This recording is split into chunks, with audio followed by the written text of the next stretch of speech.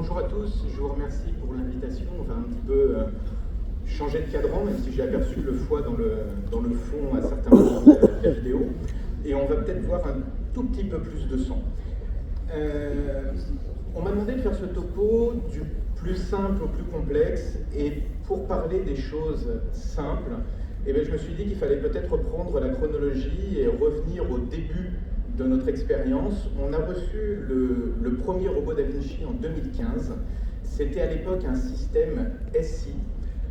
On ne s'est pas jeté directement sur des interventions de chirurgie hépatique. On a commencé par de la chirurgie générale avant de passer aux résections hépatiques. Et il est à noter qu'à l'époque, on avait quand même déjà tout opérateur un certain bagage en célioscopie, avec tous plus de 100 cas de célioscopie, aussi bien simple que complexe. Et donc ça, c'est la vidéo de la première résection robotique que l'on a réalisée fin 2015. C'était une lobectomie gauche. À l'époque, le moyen on va dire, de chéliclasie était le dissecteur harmonique qui n'était pas articulé. Et on voit un geste qui n'était pas très très sûr. On a rapidement identifié quelques écueils potentiels au développement de la technique. Le robot semblait pas tout à fait taillé pour pouvoir affronter les hépatectomies. Tout d'abord, des limites techniques avec l'absence d'énergie dédiée, l'absence d'agrafage et une gestion assez calamiteuse de l'échographie. On s'est retrouvé face à des discussions éthiques avec une technique qui n'était absolument pas formalisée. On évoquait des difficultés énormes de conversion et des craintes dans la gestion des saignements qui étaient déjà les craintes qui avaient fait prendre un petit peu de retard dans le développement de la célioscopie en termes de chirurgie HPV. On avait aussi quelques difficultés organisationnelles qui sont malheureusement encore à l'ordre du jour avec la disponibilité de la machine et la concurrence qu'on peut avoir avec les différents collègues et autres spécialités. Et finalement, en 2015, quand on a reçu cette machine, on était à l'heure de la standardisation, de la diffusion à plus grande échelle de la cellio pour les hépatectomies, et on peut se demander s'il y avait une véritable place au robot. On y a cru, on s'est entêté, on n'en a pas fait beaucoup avec le robot SI, on a rapidement converti vers un robot X puis XI, mais on y a cru, on s'est accroché, on a fait des interventions de difficulté de plus en plus croissantes. Et là, j'ai repris la difficulté selon Iwate, le score de difficulté des hépatectomies célioscopiques publié au Japon. On voit que dans les 15 premières procédures, on avait un Iwate médian à 4 et 90% des interventions étaient IMM grade 1. Et finalement, on franchit assez rapidement la courbe d'apprentissage. Et dès la 30e intervention, on se retrouve avec 2 tiers d'IMM grade 2 ou 3 et un Iwate qui a pris 3 points. Et ceci est une vidéo de la 42e procédure. C'était une métastase d'un adénocarcinome de l'œsophage, extrêmement métachrone, que l'on a opéré après Lévis Santi 5 ans après la résection initiale. On ne voulait pas de résection R1 et on a donc réalisé cette résection atypique dans le segment 7 après mobilisation complète du foie et une petite suture latérale de la veine hépatique droite. Aujourd'hui, encore quelques années plus tard, on en est à l'heure de la diffusion de la technique avec de plus en plus de papiers, de plus en plus de conférences internationales. Des papiers, j'en ai cité qu'un seul, mais qui là colligent de plus en plus de patients avec une qualité méthodologique de plus en plus importante et une hospitalisation diminuée et surtout une diminution des taux de conversion. Donc aujourd'hui, qu'est-ce qui est simple? Je vais avoir du mal à définir une intervention par laquelle commencer en disant faites du facile, commencez par quelque chose de simple, parce que ça va finalement dépendre de l'expérience de chacun en termes de chirurgie hépatique, laparotomie et célioscopique. Donc moi je pense que ce qui est simple aujourd'hui, c'est de s'appuyer sur le travail de ceux qui sont passés avant, qui ont essuyé les plâtres en quelque sorte. Et on est maintenant de nombreux centres à avoir plus de 200, 300, 400 hépatectomies d'expérience. Et on a une certaine standardisation, aussi bien de l'installation du patient que du positionnement des trocars, qui nous permettent d'opérer tous les segments du foie avec une installation unique, en limitant tous les conflits qu'on peut avoir entre les bras et la table, les bras et le patient. La seule chose qui n'apparaît pas sur cette diapositive, c'est que le trocar numéro 4 du robot est souvent ascensionné sous les côtes, presque 5 à 10 cm au-dessus du plan des autres, pour limiter au maximum les conflits entre les bras 3 et 4 qui sont fréquents quand on vient opérer le secteur postérieur. L'instrumentation, on en a discuté ce matin à la séance ACHBT, on voit que tout le monde n'est pas tout à fait d'accord sur ce qu'il faut utiliser comme instrument. Moi je vais dire que mon starter pack, c'est une bipolaire fenestrée, une pince à préhension et un vessel sealer qui me permet de faire quasiment toutes les interventions avec ces 3 seuls instruments. Les autres instruments viennent en renfort en fonction des besoins et des nécessités de l'intervention, et l'aide est réduite à sa plus simple expression d'aspirateur, somme toute indispensable, mais pas besoin de beaucoup plus.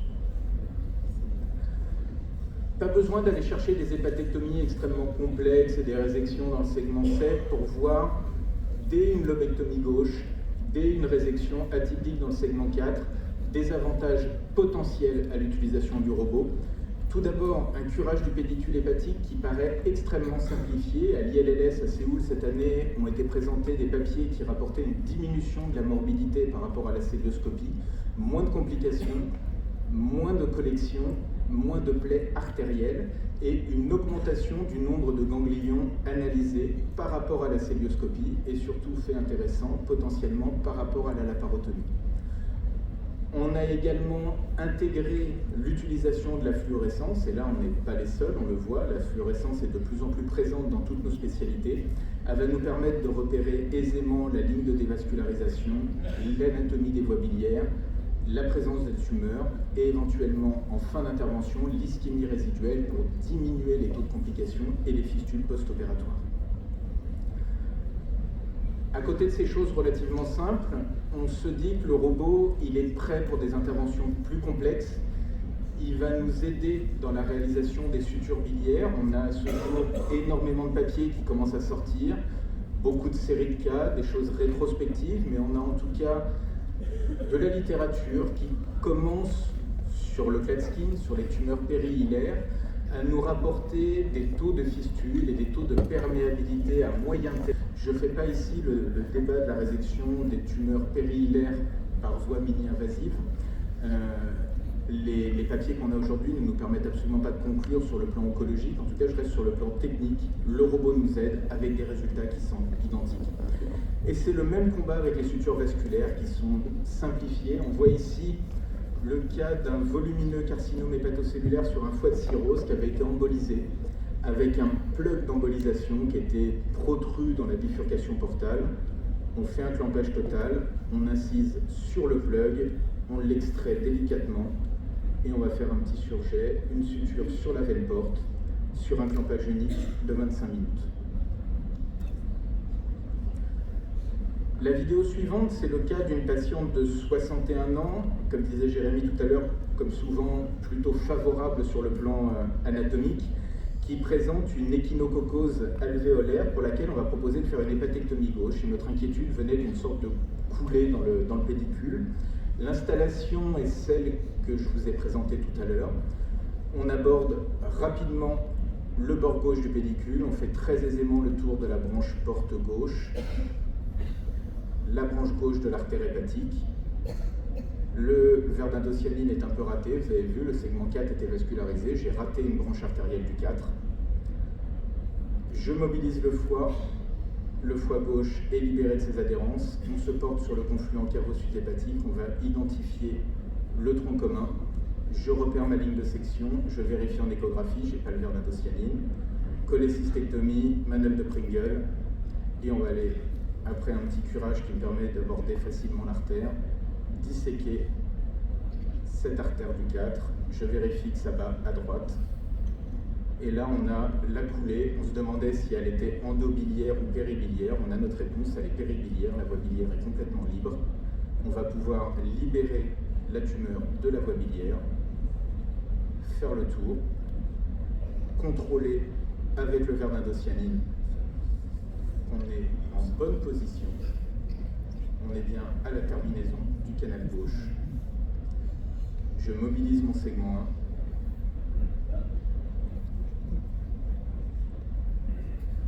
1, dissection du confluent cavo-sus-hépatique, j'identifie une branche veineuse du segment 3 qu'on avait repéré au scanner, hémologue, On poursuit la dissection du tronc commun de haut en bas jusqu'à pouvoir agrafer la veine hépatique gauche.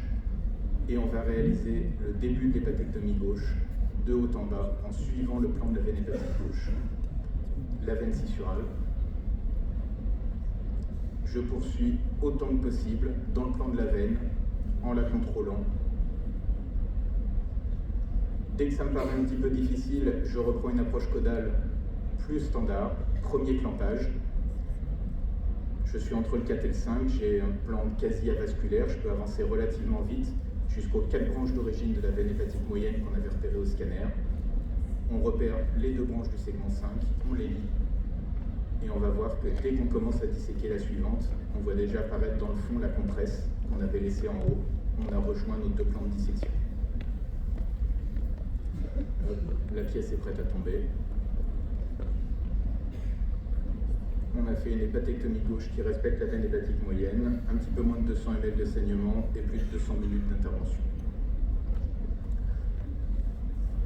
Qu'est-ce qu'on a comme perspective maintenant vis-à-vis du robot dans le cadre de la chirurgie HPB? Tout d'abord, je voulais parler de ce papier qu'on a publié avec l'équipe. Dans le cadre des perspectives économiques, je ne sais pas si vous considérez que c'est simple ou complexe d'installer un robot chez